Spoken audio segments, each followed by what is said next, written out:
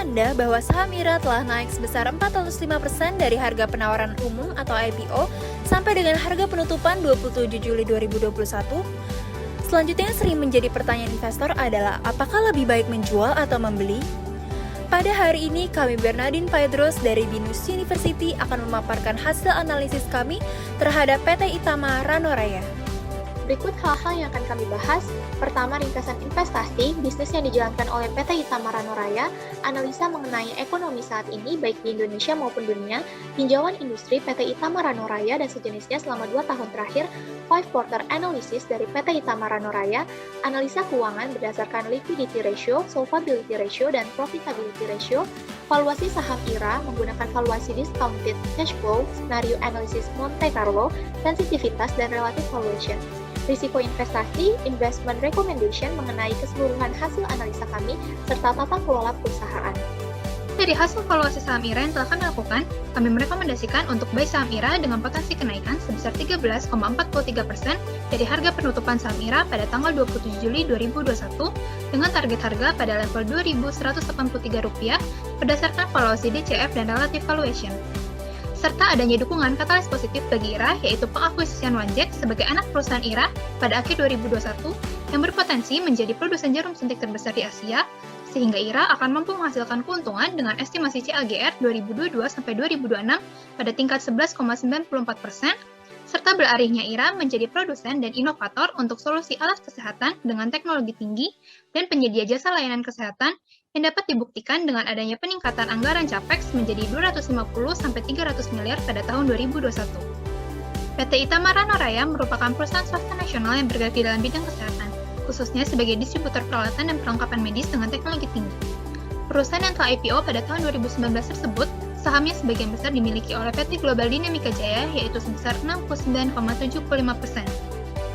PT Itama Ranoraya melakukan pendistribusian alat kesehatan non-elektromedik steril, produk diagnosis in vitro, dan produk lainnya yang merupakan sebagai sumber pendapatan untuk IRA. Kontribusi terbesar disumbang oleh produk diagnosis in vitro sebesar 72,85% pada tahun 2020 sebagai akibat karena maraknya pemakaian swab antigen. Pendapatan dari produk diagnosis in vitro diproyeksikan akan terus meningkat pada setiap tahunnya.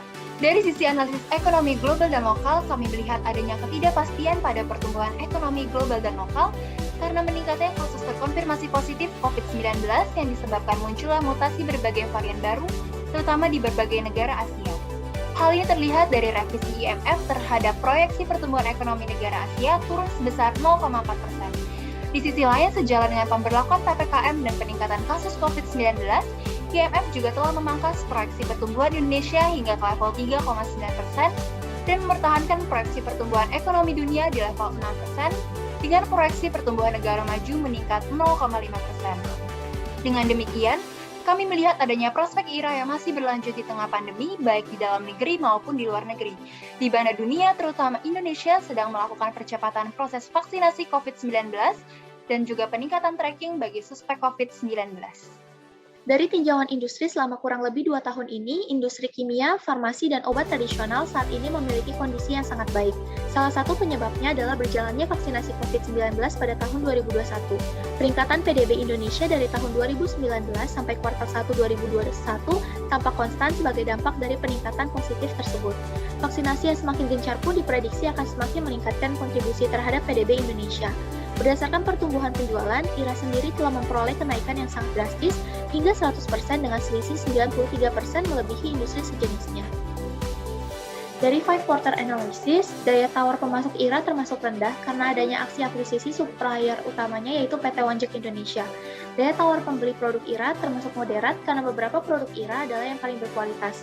Ancaman pendatang baru termasuk rendah karena tidak mudahnya memasuki sektor ini.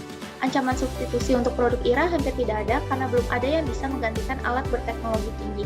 Persaingan antar kompetitor termasuk moderat karena beberapa produk IRA juga dijual oleh perusahaan lain.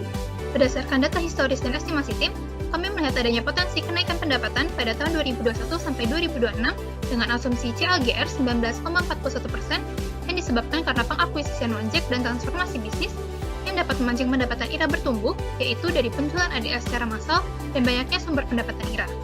Sehingga EPS IRA selalu mengalami peningkatan sesuai dengan pendapatan yang terus meningkat di tiap tahunnya. Sampai tahun 2020, utang jangka panjang IRA hanya terdiri dari utang kompensasi pensiun karyawan. Sehingga sebagian besar utang IRA terdiri dari utang jangka pendek yang dapat ditutupi dengan rata-rata current ratio sebesar 2,08. Pada tahun 2021, IRA melakukan pinjaman pada bank untuk pertama kalinya sebesar 150 miliar untuk memenuhi kebutuhan capex-nya. Walaupun dengan adanya utang bank, komposisi utang terhadap total aset tetap stabil. Kemampuan IRA dalam menghasilkan keuntungan dapat dikatakan stabil yang tergambar dari gross profit margin dan net profit margin yang menghasilkan pendapatan konstan. Hal ini diindikasi karena adanya pertumbuhan pendapatan yang diiringi pula dengan pertumbuhan HPP dan beban operasional.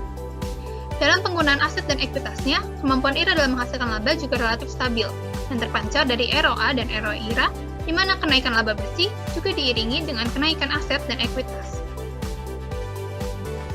Untuk mengevaluasi IRA, kami melakukan evaluasi dengan menggunakan metode DCF dan Relative Valuation melalui EV/EBITDA dan EV Sales, di mana pada DCF kami menggunakan WACC sebesar 16,62%, sementara melalui Relative Valuation kami menguji nilai intrinsik IRA melalui perbandingan dengan perusahaan sejenisnya.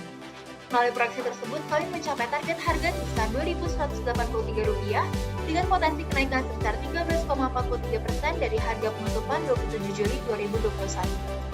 Kami juga melakukan skenario analisis dan simulasi Monte Carlo untuk memperkuat valuasi dan keputusan investasi, di mana pada simulasi Monte Carlo kami mencapai angka 59% kemungkinan kenaikan harga IRA menuju target harga. Kami juga menguji sensitivitas WACC dan pertumbuhan terminal terhadap harga saham dan mengindikasikan bahwa harga IRA dapat turun hingga 35% dan berpotensi mempengaruhi rekomendasi kami. Kami menimbang beberapa risiko yang mungkin akan mempengaruhi keputusan investasi para investor. Risiko penumpukan persediaan saat ini hampir tidak mungkin terjadi pada IRA dikarenakan demand seperti jarum suntik, alat swab test, dan alat medis sedang dalam tingkat yang tinggi saat ini.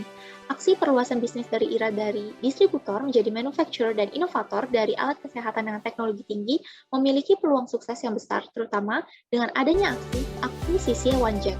Pada tahun 2020, IRA memiliki DER sebesar 1,209 kali, yang dimana 99% berasal dari hutang jangka pendek. Selain itu, interest coverage ratio sebesar 12,62 kali, dikarenakan IRA hanya memiliki kewajiban bunga yang kecil.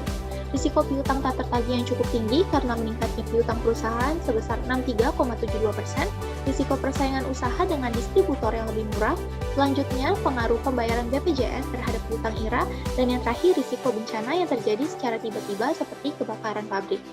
Untuk tata kelola perusahaan, IRA menerapkan good corporate governance yang disinyalir dengan membentuk beberapa peran dengan tugasnya masing-masing, seperti komisaris independen, komite audit, dan peran lainnya. Selanjutnya, IRA juga ikut andil dalam pertanggungjawaban sosial, salah satunya dengan membagikan alat tes COVID-19 secara sukarela. Yang terakhir, memastikan pengendalian internal yang tinggi untuk menjamin efektivitas dan efisiensi aktivitas bisnis.